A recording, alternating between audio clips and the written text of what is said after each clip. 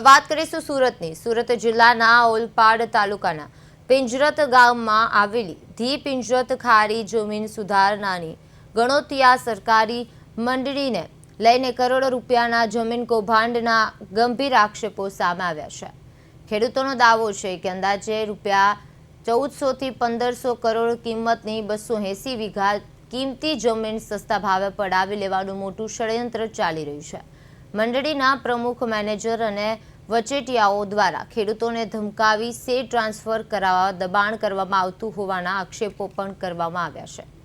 ખેડૂતોનું કહેવું છે કે પુરાવા સાથે અનેક રજૂઆતો છતાં કોઈ કાર્યવાહી થઈ નથી અને હવે તેઓ હાઈકોર્ટમાં કાનૂની લડત લડશે।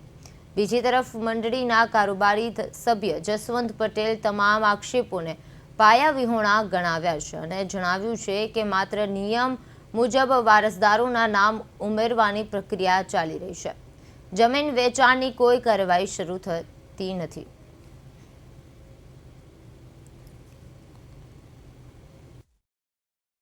એ સરકારની જમીન છે, સરકારી જમીન વેચાતી હોતી જ નથી અને તમે અત્યારે બી ઓનલાઈન તમે નકલ કરાવો 2000 કેટલો 2067 નંબર બ્લોક નંબર છે, તમે હાલ બી કરી શકો છો।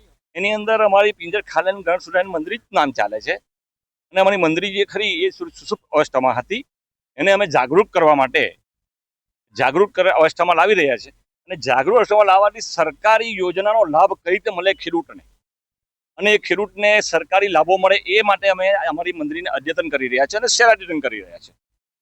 પેલા ભાઈ જે હડપકરની વાત કરે છે એવી કોઈ જાતની વાતચીત છે જ નહીં। અમારી મંદિર જે છે તે પ્રકારે જ છે, મંદિરનું નામ બી એ જ છે